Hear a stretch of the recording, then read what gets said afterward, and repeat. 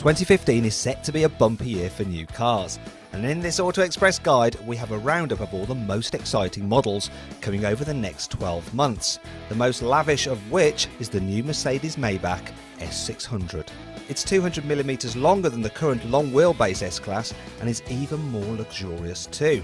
There's more headroom thanks to the raised roofline, and there's even more lashings of leather throughout the sumptuous cabin.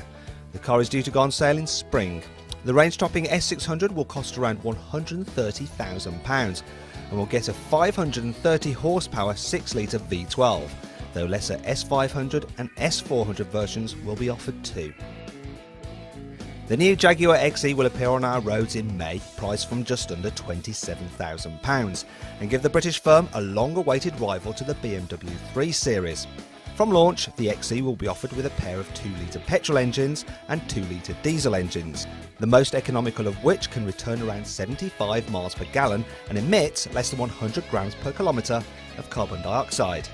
There will also be a range-topping 3-litre supercharged V6 that can do 0 to 62 miles an hour in less than 5 seconds. The new BMW 2 Series convertible will arrive in the UK in time for the summer, priced from £29,000 for the 220i.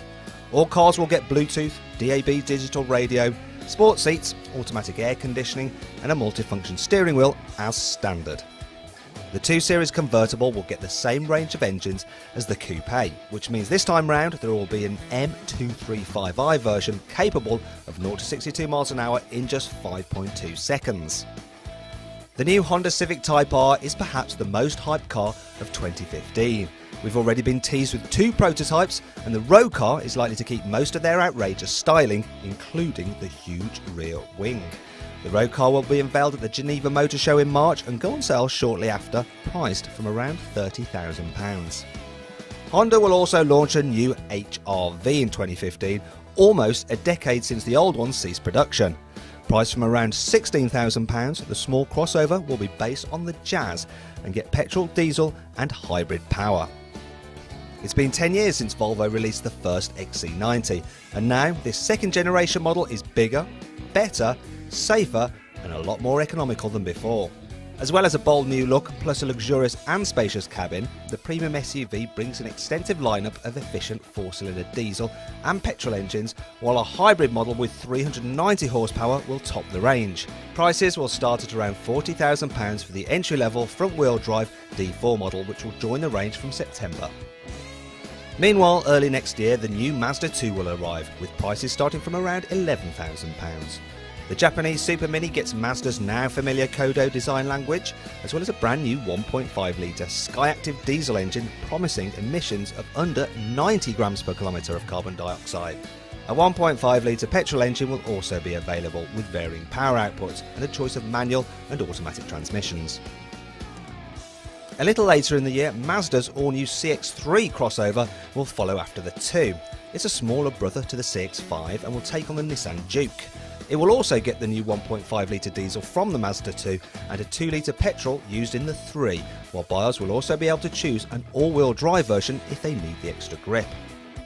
Featuring a sportier and more upmarket design, the new Ford S-Max 7-seat MPV will build on the success of the old model, but add power folding seats in the second and third rows, a hands-free tailgate and the option of all-wheel drive.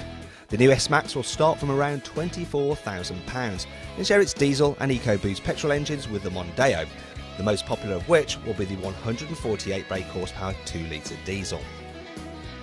The Toyota FCV will go on sale early next year in Japan and America, but won't arrive in Europe until later in 2015.